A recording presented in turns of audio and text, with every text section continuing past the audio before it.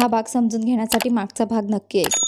अयांशच्या बोलण्याने वैतागून रेयांश म्हणाला, अमायराला मध्ये आणण्याची गरज नाही आहे. बहीण आहे आपली, तुझ्यापेक्षा जास्त अक्कल आहे. जरा लक्षात ठेव काय करतोस तू. तो बोलता बोलता थांबला कारण शालिनी ताई तिकडे येत होत्या. आई मी निघतोय. रेयांशने आईकडे एक नजर टाकली आणि तिथून पटकन निघून गेला. अयांशकडे पाहून त्या प्रेमाने म्हणाल्या, ये तुझ्यासाठी कॉफी बनवते. नाही आई, तुम्ही राहू द्या. स्वयंपाकघरात श्याम असेल ना, तो करून देईल. अयांशने त्यांना थांबवले. त्या हसल्या. एक हाच होता जो त्यांची एवढी काळजी घेत होता. बाकी रेयांशला काही फरक पडत नव्हता आणि अमायरा अजून लहान होती, त्यामुळे तिच्या बोलण्याकडे दुर्लक्ष केले जात असे. अयांश आपल्या खोलीत जाऊन कपडे बदलून आला. बाहेर जाण्याआधीच तन्वी कॉफी घेऊन आत आली. तिला पाहून तो हलक्या आवाजात म्हणाला, तू हे का केलंस? म्हणजे श्याम पिऊ शकतोस, विष नाही टाकलंय त्यात. तन्वी मजाकी स्वरात म्हणाली. हे ऐकून आधी त्याला आश्चर्य वाटले, पण पुढच्या क्षणी तो आनंदी झाला. ती हळूहळू सामान्य होत होती. त्याच्या हातातून कॉफीचा कप घेताना तिची बोटं हलकीशी त्याच्या बोटांना लागली, पण तिने लगेचच हात बाजूला घेतला. त्यामुळे त्याला जाणवलं नाही. मात्र त्या हलकाशा स्पर्शानं काहीतरी वेगळंच जाणवलं. तन्वीच्या नजरा नकळत त्याच्यावर स्थिरावल्या. तो रेयांसारखा नव्हता, पण तरीही तिने त्याची तुलना त्याच्याशी केली होती. हे लक्षात येताच ती स्वतःशीच पुटपुटली. नाही आहे हा तसा. तन्वी नक्की काहीतरी आहे, मला शोधून काढायला लागेल. अयांशने तिच्याकडे पाहिलं आणि हातातला अर्धा रिकामा कप टेबलवर ठेवत विचारलं, काय झालं? आणि हो, आज सकाळी. तो काही बोलणार होता, पण तोपर्यंत तीच बोलू लागली.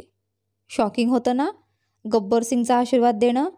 अचानक आले आणि सौभाग्यवती भव म्हणून धक्का दिला. तिचं बोलणं ऐकून अयांश मोठ्याने हसला. हो, शॉकिंग तर होतंच. म्हणूनच तर. पण काहीही म्हण यार, हे मोठे लोक भारीच आहेत. चहा असो वा जेवण, आईच्या हातचं हवं आणि चव ताबडतोब ओळखतात. असं कसं? ती विचार करत होती आणि अयांश शांतपणे म्हणाला, माहीत नाही, पण तू त्यांच्याकडे लक्ष देऊ नकोस. शोकही नाही मला. पण आई. तन्वी बोलता बोलता थांबली आणि अयांशला त्या दिवसाची आठवण झाली, जेव्हा तिने सांगितलं होतं की ती सगळ्यांचं जगणं अवघड करून टाकेल. पण तिच्यातला हा बदल काही वेगळाच होता. ती त्याच्याकडे बघत होती आणि त्याने भुवया उंचावल्या. काय आहे? थँक्यू. लग्नामुळे आपल्या मैत्रीवर परिणाम व्हावा असं मला कधीच वाटलं नव्हतं, म्हणून तुझ्या प्रत्येक अटी मला मान्य होत्या. आशा आहे तुझ्या मनातला उरलेला छोटासा संशयही आता दूर झाला असेल. तन्वी आश्चर्यचकित झाली. खरंच तिच्या मनात एक अनोळखी भीती आणि काही प्रश्न होते, पण अयांशने न विचारताच तिला त्याचं उत्तर दिलं. हे तिला अपेक्षित नव्हतं.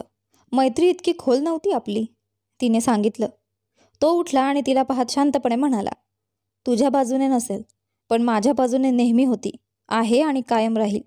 असं म्हणत त्याने कप उचलला आणि तिथून निघून गेला. तो जाताना ती बघत राहिली. तो खूप वेगळा होता. तिने एक दीर्घ श्वास घेतला आणि स्वतःशीच पुटपुटली, पप्पा, तुम्ही असता तर इतकी गोंधळलेली नसते मी. याच वेळी रेयांश पुन्हा एकदा सोनियासोबत एका हॉटेलच्या खोलीत गेला होता. तो बेडवरून उठून खिडकीपाशी गेला. त्याच्या डोक्यात अजूनही तन्वीने मारलेला तो थप्पड आणि त्यानंतर वडिलांनी दिलेली शिक्षा फिरत होती. तेव्हाच त्याच्या छातीवर कोणीतरी हात फिरवले. त्याने लगेचच तिचा हात पकडून तिला जोरात ओढलं आणि खिडकीजवळ आणलं. सोनिया हसतच जवळ आली आणि तिचे ओठ त्याच्या ओठांवर टेकवले. रेयांशचा राग तिच्यावर निघत होता, पण तिला त्याचं काहीही पडलेलं नव्हतं. थोड्या वेळाने त्याने तिला दूर केलं आणि आपल्या शर्टकडे वळला. बेडवरील चादर पूर्णपणे विस्कटलेली होती. सोनिया त्याच्याकडे बघत मनात विचार करत होती, मला माहीत आहे रेयांश बेबी, त्या सो कॉल्ड मुलीमुळे तुझा मूड बिघडलाय. पण मी आनंदी आहे, कारण मीच ती एकटी आहे जिला तू स्वतःजवळ ठेवलंस. ती हसतच त्याच्याकडे गेली आणि त्याला मागून मिठी मारली. रेयांश काही क्षण थांबला. नंतर पुन्हा तिचा हात पकडून तिला बेडवर जोरात ढकललं आणि स्वतःची अर्धवट घातलेली शर्ट परत काढून फेकून दिली. दरम्यान अमायरा आपल्या खोलीत बसली होती. शालिनी ताई तिला प्रेमाने थपकी देत होत्या. ती हळू आवाजात म्हणाली, मोठी आई, मोठे पप्पा माझं लग्न आत्ताच का करायचं ठरवत आहेत? माझं वय फक्त 21 झालंय ना. अमायरा, चांगलं घर आहे आणि मोठे भाऊसाहेब पहिल्यांदाच आपल्या भल्यासाठी काहीतरी विचार करत आहेत, सौरवी आत येत म्हणाली. पण शालिनी ताईंवर नजर पडताच तिने विषय बदलला. ताई, तुम्हाला तर माहीत आहे ना भाऊसाहेबांचा राग. सौरवी, तू जाऊन आराम कर, मी अमायराशी बोलेन, शालिनी ताई म्हणाल्या. सौरवी हसतच खोलीतून बाहेर निघून गेली. शालिनी ताईंनी प्रेमाने अमायराच्या डोक्यावरून हात फिरवत तिला शांत करत सांगितलं, तू काळजी करू नकोस बेटा, सगळं ठीक होईल. मी एकदा त्यांच्याशी बोलायचा प्रयत्न करते. खोलीत येताच त्यांनी सुबोधजींना पलंगावर पडलेलं पाहिलं. तेव्हा त्या तिकडे गेल्या आणि हलक्या हाताने त्यांच्या खांद्यावर हात ठेवत म्हणाल्या, ऐका ना. त्यांना माहीत होतं की ते जागे आहेत, पण जसंच्या तसं सुबोधजींनी डोळे उघडून आपल्या खांद्यावर ठेवलेल्या त्यांच्या हाताकडे पाहिलं. त्यांनी पटकन आपला मागे हात घेतला. ते ते वाटलं तुम्ही काय म्हणायचंय, ते कडक सुरात म्हणाले. हे ऐकून त्यांनी हलक्या आवाजात सांगितलं, ती अमायरा अजून लग्न करायचं नाही म्हणते. तिच्या मताची गरज नाही. मुलींसाठी निर्णय घेण्याची चांगली सवय आम्हाला तुमच्या वडिलांकडूनच लागली आहे. एवढं बोलून ते शांत झाले आणि शालिनीजी काहीच बोलू शकल्या नाहीत. सुबोधजींनी बाजूला वळून घेतलं. तेव्हा त्या पुन्हा हळू आवाजात म्हणाल्या, मुलगी सुखी नसेल तर उपयोग काय? तुमच्यासारखं शिकवून टाका तिला, ते दुसऱ्या बाजूला वळून म्हणाले. आणि अचानक शालिनीजींच्या तोंडून निघालं, एक आई कधीच आपल्या मुलीचं आयुष्य स्वतःसारखं होऊ देऊ इच्छित नाही. जर तसं असेल तर. हे ऐकताच सुबोधजींचा राग वाढला. त्यांच्याकडे वळून ते संतापाने म्हणाले, कर्माचं फळ आहे तुमचं आयुष्य. आमची मुलगी तुमच्यासारखी नाही, म्हणून गप्प बसा. त्यांच्या या शब्दांनी शालिनीजींच्या मनाला टोचलं, पण त्या काही बोलल्या नाहीत. त्यांनी बिछाण्यावरून उठून जमिनीवर गादी टाकून झोपण्याची तयारी केली. हे पाहून सुबोधजी पुन्हा वळून झोपले. त्यांच्या चेहऱ्यावर राग आणि नाराजी स्पष्ट दिसत होती. रात्रीच्या मथ्यावर तन्वीचं अचानक डोळे उघडले. तिने पाणी प्यायले आणि ग्लास टेबलावर ठेवून पुन्हा झोपायच्या तयारीत होती. पण तिची नजर अचानक सोफ्यावर झोपलेल्या अयांशकडे गेली. त्याच्या डोक्याखाली असलेली उशी जमिनीवर पडली होती, त्यामुळे तो अस्वस्थ झोपला होता. ती उठून त्याच्या जवळ गेली. तिने उशी उचलली आणि त्याच्याकडे पाहून आवाज द्यायचा विचार केला, पण तो झोपलेला पाहून तिने शांत राहणं पसंत केले. तिने त्याच्या हाताखाली उशी ठेवण्यासाठी हात हलवायचा प्रयत्न केला, पण जसंच्या तसं ती त्याच्या बाहूपासून हलवू लागली तसं तिच्या हृदयाचे ठोके जोरात वाढू लागले. अचानक अयांशच्या थंड हातांच्या स्पर्शाने त्याला जाग आली. तन्वी गडबडून मागे सरकली, पण मागे टेबल असल्यामुळे ती त्याच्यावरच पडली. दोघांची नजर एकमेकांवर स्थिरावली. तन्वी घाबरून उठण्याचा प्रयत्न करू लागली, पण पुन्हा एकदा तोल जाऊन ती त्याच्या छातीवर कोसळली. त्याच्या हृदयाच्या जोरात धडधडण्याचा तिला स्पष्ट अनुभव आला, त्यामुळे ती पटकन बाजूला झाली. दुसरीकडे तिचा प्रत्येक स्पर्श अयांशच्या धडधडीला अधिक वेग देत होता. त्याने आपल्या हाताची मूठ घट्ट केली आणि शांत स्वरात म्हणाला, इट्स ओके, उठ आता. तन्वीला काहीच सुचत नव्हतं. तिनं घाईघाईनं उशी टेबलावर ठेवली आणि पटकन पलंगावर जाऊन पडली. डोळे मिटून स्वतःशीच म्हणाली, अगं तन्वी, तिथे गेलीस तरी का? तिच्या हृदयाच्या गतीत चांगलाच बदल झाला होता. अयांशने त्याच्या हातांना मागे घेतल्याचा विचार करताच तिच्या ओठांवर हलकीशी स्मित उमटली. दुसरीकडे अयांश अजूनही त्या स्पर्शाच्या आठवणीत हरवला होता. तन्वीच्या स्पर्शानेच त्याच्या हृदयाची लय विस्कटली होती. त्याने हळूच हात छातीवर ठेवला आणि त्याला पुन्हा तिच्या स्पर्शाची जाणीव झाली. तो स्वतःशीच लाजला आणि त्याच्या चेहऱ्यावर सुंदर स्मित उमटलं. पहाटे जेव्हा सुबोधजी जागे झाले, तेव्हा शालिनीजी खोलीत नव्हत्या. त्यांची नजर इकडे तिकडे फिरली. संपूर्ण सामान नेहमीच्या जागेवर व्यवस्थित ठेवलं गेलं होतं. यामुळे ते काहीसे स्तब्ध झाले. थोड्याच वेळात एका नोकराने दार ठोठावलं. आत ये, सुबोधजी म्हणाले.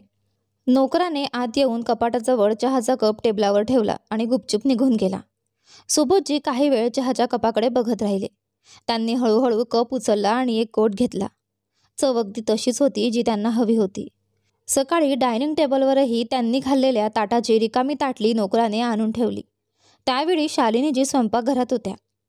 आई कुठे आहे, अयांशने तन्वीला विचारलं, तर तिने किचनच्या दिशेने इशारा केला.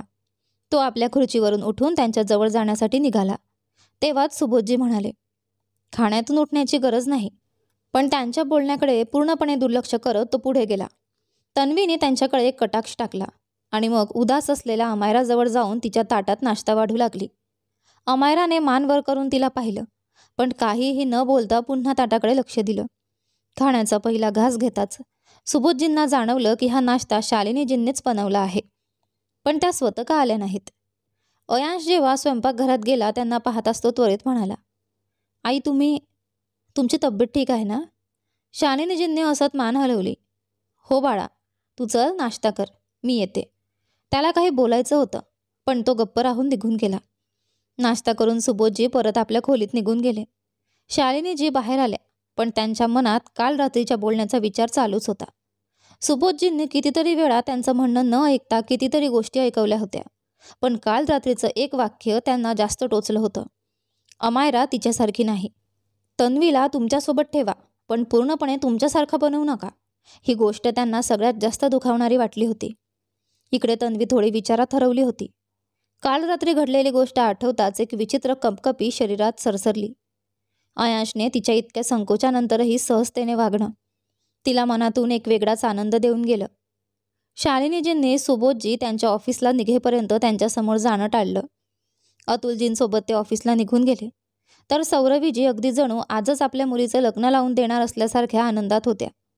त्यांचा उत्साह पाहून उर्मिला आजी म्हणाल्या, अगं आज तरी तुला आठवलं की तुला मुलगी आहे. हे ऐकताच त्या चेहरा वाकड्या करून म्हणाल्या, मी येते, आणि तिथून निघून गेल्या. हे पाहून तन्वी जोरात हसू लागली.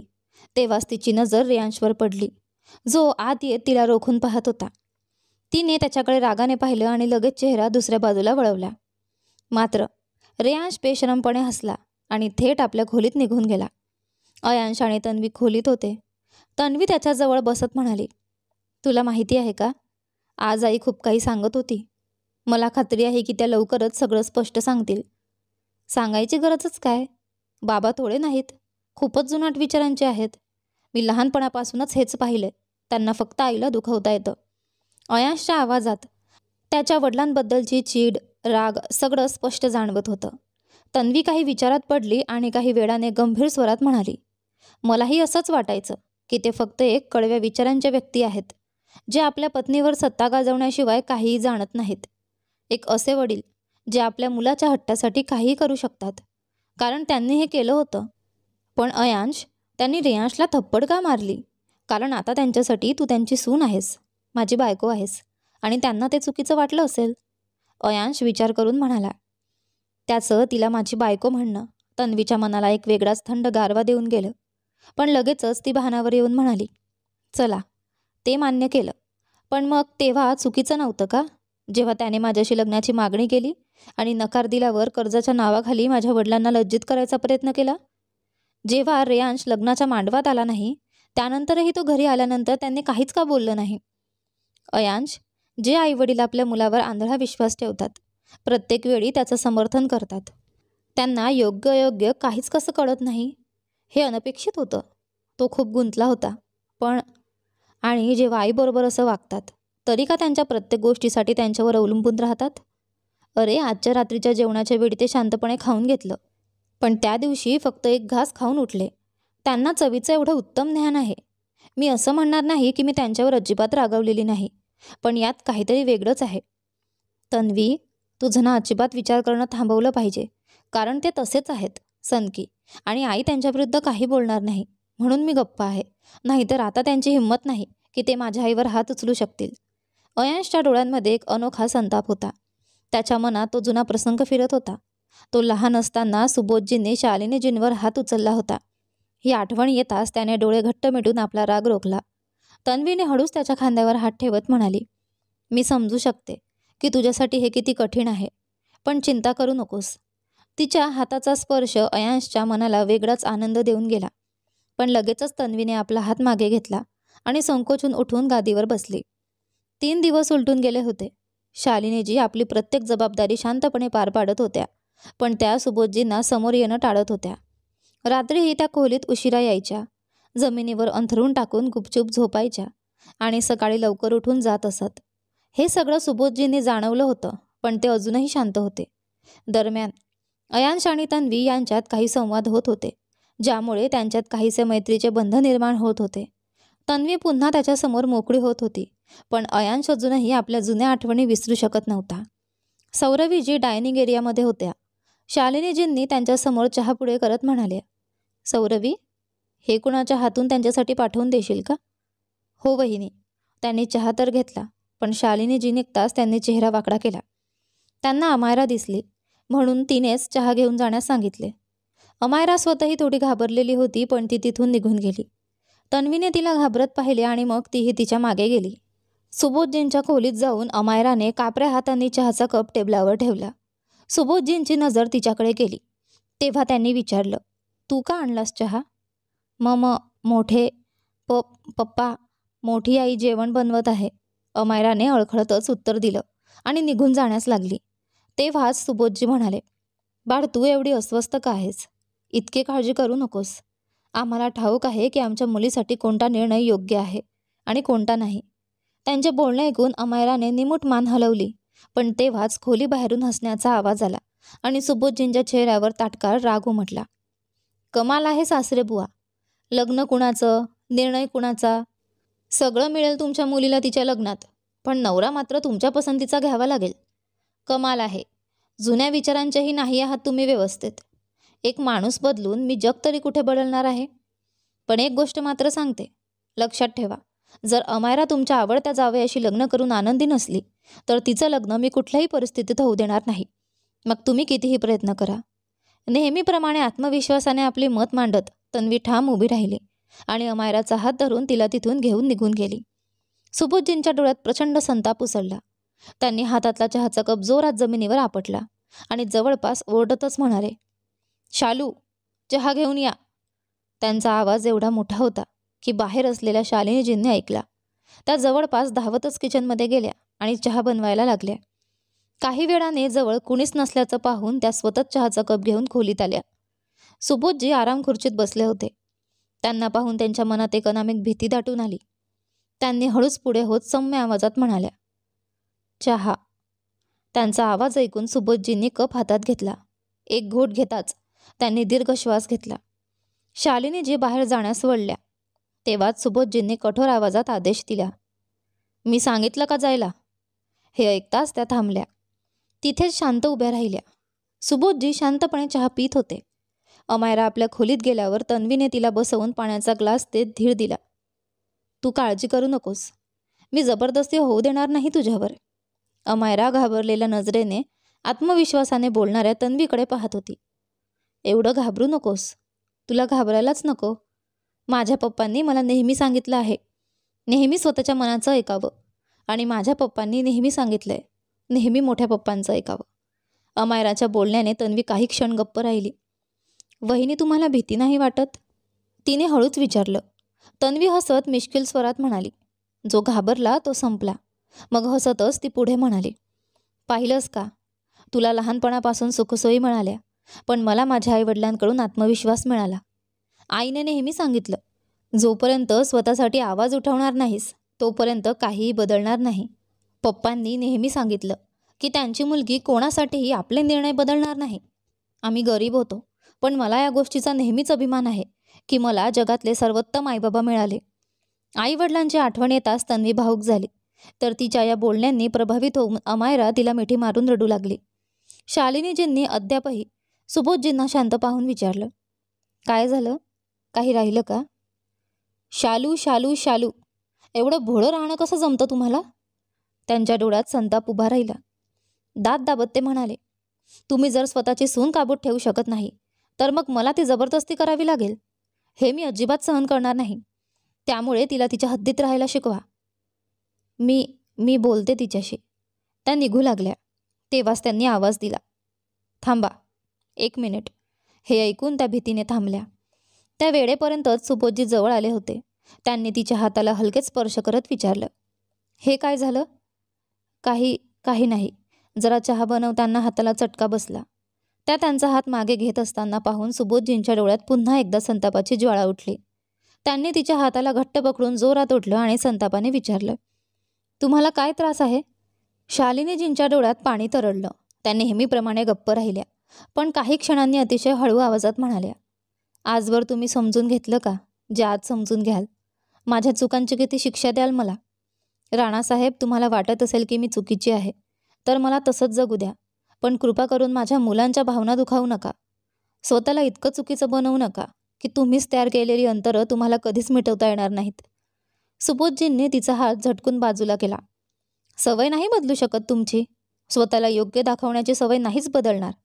जर मुलं आणि घराची जबाबदारी नसती ना तर इतकी वर्ष तुझ्यासोबत राहिलो नसतो. पण कटकारस्थान रचण्याची सवय नेहमीच होती ना. बघ, केलंस ना आयाशला माझ्यापासून दूर. तुम्ही त्याचे वडील आहात. मी का करीन असं? शालिनीजी अश्रू पुसत खोलीबाहेर पडू लागल्या, पण दारातच अयांश उभा होता. त्याच्या डोळ्यात रागाने लालसरपणा होता. तो सरळ सुबोधजींकडेच रोखून बघत होता. समोर अयांशला पाहताच शालिनीजींनी मनातल्या वेदना लपवत हसू आणले, पण अयांश मात्र अजूनही वडिलांकडे रोषाने बघत होता. शालिनीजींनी स्मित करत म्हटलं, अयांश, तू आलास? चल तुझ्यासाठी. 1 मिनिट आई. त्याने मध्येच तिची बोलण्याची तोंडातली वाक्य तोडली. त्याच्या नजरेतूनच त्याचा संताप स्पष्ट दिसत होता. जशीच त्याची नजर शालिनीजींच्या हातांवर गेली तसा त्याचा संताप आणखी वाढत गेला. सुबोधजींकडे जात तो थेट ओरडला, हिम्मत कशी झाली तुमची? तुम्ही स्वतःला काय समजता? त्याच्या डोळ्यात पेटलेला संताप पाहून सुबोधजी म्हणाले, संस्कार, शिस्त, शिष्टाचार विसरलास का? अशा भाषेत बोलतोयस वडिलांशी? कसले वडील? कसले वडील? हो, विसरलोय मी सगळं. अयांश जोरात गरजला. त्याचा आवाज ऐकून सौरवी, अतुल, रेयांश, तन्वी आणि अमायरा धावत आले. शालिनीजी घाबरल्या, पण अयांशला आता काही फरक पडत नव्हता. तो सरळ सुबोधजींना घुरत म्हणाला, तुम्ही स्वतःला काय समजता? अयांश हे आमच्या दोघांमधलं. शालिनीजींनी समजावण्याचा प्रयत्न केला, पण अयांशने त्यांची गोष्ट मध्येच तोडत पुन्हा संतापाने ओरडला, नाही आई, आता मी गप्प बसणार नाही. मी लहान मूल नाही राहिलो, जो काहीही न पाहता समजत नसेन. आता सगळं समजतंय मला. आणि तुम्ही आज काहीही बोलणार नाही. सुबोधजींकडे रोखत बघून तो त्यांच्याच डोळ्यात नजर रोखून ठामपणे म्हणाला, आणि तुम्ही स्वतःला माझे वडील म्हणवता? जो माणूस माझ्या आईचा सन्मान करू शकत नाही, तिचा अपमान करतो, तिच्यावर हात उचलतो, त्याला मी वडील मानूच शकत नाही. तुम्हाला खूप गर्व आहे ना तुमच्या प्रतिष्ठेचा, घराण्याचा, संस्कारांचा. पण माझी आई नसती तर हे घर काहीही नसतं. माझ्या आईने या घरासाठी आणि तुमच्यासाठी जे केलंय त्याच्या बदल्यात तुम्ही तिला साधा आदराचा एक शब्दसुद्धा देऊ शकत नाही. पण बाहेरच्या जगासमोर मात्र स्वतःला आधुनिक आणि जबाबदार म्हणवता. खूप दिवसांपासून मी गप्प होतो म्हणून तुमची हिंमत वाढली, पण आता नाही. कोणत्या युगात अडकलाय तुम्ही? पत्नीवर सगळ्या अपेक्षा टाकायच्या, पण स्वतः काहीच जबाबदारी घ्यायची नाही. सुबोधजींनी राग गिळून घेतला. अयांशच्या शब्दांनी सौरवी अतुलकडे बघू लागले, तर तन्वीचे लक्ष अयांशकडेच होते. रेयांश पुढे येऊन शालिनीजींचा हात बघू लागला आणि म्हणाला, मॉम, हे डॅडनी केलं नसेल तर भाऊ इतका का भडकला आहे? तुम्ही या, मी औषध लावतो. कशाचीही गरज नाही. डॅडने नाही केलं ना, मग तू त्यांच्याजवळच राहा. पुन्हा सुबोधजींकडे रोखून बघत अयांश म्हणाला, आणि पुढच्या वेळी जर माझ्या आईला तुम्ही एक जखमसुद्धा दिलीत ना, तर ते तुमच्यासाठी चांगलं होणार नाही. हो का? आता मी माझ्या पत्नीबद्दल निर्णय घ्यायला तुमच्याकडून परवानगी घेईन. पत्नी? अयांश उपहासाने हसला. सगळे आश्चर्याने त्याच्याकडे पाहू लागले. ती पत्नी जिला गेल्या 25 वर्षात मी फक्त यातना सहन करताना पाहिलंय? ती पत्नी जिला तुम्ही तुमच्या हातातली बाहुली समजत आलाय? फक्त 3 वर्षांचा होतो मी. या वयात मुलांना फारसं काही आठवत नाही म्हणतात, पण मला आठवतंय. तुमचं माझ्या आईवर ओरडणं, तिचा अपमान करणं, कधी ढकलून तिच्या डोक्याला लागणं, कधी तिचा हात मुरगाळणं, कधी तिचा हात जाळणं. त्या वयात मला कळत नव्हतं, पण एकदा मी स्वतःच्या बोटाला गरम चहात बुडवून पाहिलं आणि तडफडलो. तेव्हा विचारायला माझ्या आईला वेदना होत नाहीत का? पण जेव्हा तिला एकटीने रडताना पाहिलं तेव्हा उत्तर मिळालं. सगळ्यांच्या डोळ्यात अश्रू तरळले, अगदी सौरवीच्या देखील. अयांशचा कंठ दाटून आला. त्याच्या मनात असलेला राग, वेदना आणि घृणा आता उघडपणे प्रकट होत होती. सुबोधजींना धक्का बसला. त्यांनी शालिनीजींकडे पाहिलं, पण त्या मात्र खाली मान घालून अश्रू अडवण्याचा प्रयत्न करत होत्या. अयांश एक पाऊल पुढे होत पुन्हा बोलला, अयांशला त्याच्या आईने तुमच्यापासून दूर केलं नाही, तुम्ही स्वतः केलंत. जेव्हा माझे प्रश्न वाढले तशी तुमच्यावरील माझी तिरस्काराची भावना वाढली आणि आईला वाटले की मला इथून दूर पाठवल्याने सर्व काही ठीक होईल. मी विसरेन, पण मी कधीच विसरलो नाही. जेव्हा जेव्हा मी इथे यायचो तेव्हा आईच्या अंगावर कुठे ना कुठे जखम असायची, जी पाहून माझा तिरस्कार कमी न होता अधिकच वाढत गेला. तो इतका वाढला की मी इथे येणंच सोडून दिलं. माझं कुटुंब होतं, आजी आजोबा, काका काकू, भाऊ बहीण. पण तुमच्या वागण्यामुळे मी सर्वांपासून दूर गेलो. मोठं कुटुंब असलं तरी माझ्यासोबत फक्त 3 लोक होते, मामा, मामी आणि कनक. 6 महिने आधी आलो तेही फक्त मामींनी दिलेल्या शपथेमुळे, नाहीतर मी ठरवलं होतं की या घरात पुन्हा पाय ठेवायचा नाही. माझ्या आईला त्रास होत असेल म्हणून मी आलो. वाटलं सर्व ठीक करून टाकेन, पण काहीच करू शकलो नाही आणि आजही काही करू शकत नाही. असं म्हणत त्याने भिंतीवर जोरात आपला हात मारला. भिंतीवर लावलेल्या आरशाला हात लागला आणि त्यातून रक्ताच्या लहान धारा उघडू लागल्या. काही काचा तुटून जमिनीवर पडल्या. अयांश, शालिनीजी आणि सुबोधजी एकसाथ ओरडले, पण त्याने पुन्हा जोरात आपला हात आरशावर आपटला. तन्वीला हे सहन झालं नाही. ती त्वरित त्याच्याकडे गेली आणि संतापाने म्हणाली, हे काय वेळ लागले तुला? शुद्धीत आहेस का? I am a loser. Ayansh पुन्हा जोराने ओरडला आणि आपला हात आणखी मारायला गेला, पण तन्वीने तात्काळ आपला हात त्याच्या पुढे केला. तुटलेल्या काचांचा काही भाग तिच्या हातात रुतला, पण तिने त्याकडे दुर्लक्ष केलं. त्याचा हात घट्ट पकडत ती म्हणाली, अयांश, नो, प्लीज नाही. शांत हो, रिलॅक्स. त्याचा श्वास जोरात चढू लागला. त्याच्या तोंडातून आवाज फुटेना. तो जमिनीवर कोसरायच्या आत तन्वीने त्याला पकडलं आणि दुसऱ्या बाजूने सौरवीनेही आधार दिला. तो बेशुद्ध पडला होता. अतुलजी त्याला उचलून खोलीत घेऊन गेले. सर्वजण त्यांच्या मागे गेले. आता त्या खोलीत फक्त सुबोधजी उरले होते, जे भिंतीवरच्या आरशावर लागलेल्या रक्ताकडे पाहत स्तब्ध उभे होते. अयांशच्या बोललेल्या प्रत्येक शब्दांनी त्यांना आतून जखमी केलं होतं. डॉक्टरांनी अयांशची तपासणी करून त्याच्या जखमांवर पट्टी केली. नंतर त्यांनी विचारलं, याला काही मानसिक तणाव आहे का? शालिनीजी फोनवर बोलत होत्या. त्यांनी कंपित आवाजात उत्तर दिलं, हो, कधी कधी त्याला पॅनिक अटॅक येतो. डॉक्टरांनी काही औषधं लिहून दिली आणि काळजी घेण्यास सांगितलं. सौरवीजी डोळ्यात अश्रू घेऊन खोली बाहेर आल्या. त्यांच्या मागून अतुलजीही आले. काय झालं? आनंदी नाहीस का? अयांश तिरस्कार करतो भाऊसाहेबांचा. अतुलजींच्या शब्दांनी सौरवीजीच्या डोळ्यातील अश्रू उघडू लागले. अतुल, आपल्या लग्नाच्या वेळी तो मामाकडे राहायला आला होता. तो किती आनंदी आणि खेळकर होता. तो माझ्या मागे पुढे फिरायचा. कसं समजू शकलो नाही आपण की इतक्या लहान वयात त्याच्या मनात इतकं काही आहे? यानंतर पुढे काय झालं ते पहा या कथेच्या पुढच्या भागात. तोपर्यंत तुम्हाला हा भाग कसा वाटला कमेंट करून नक्की सांगा.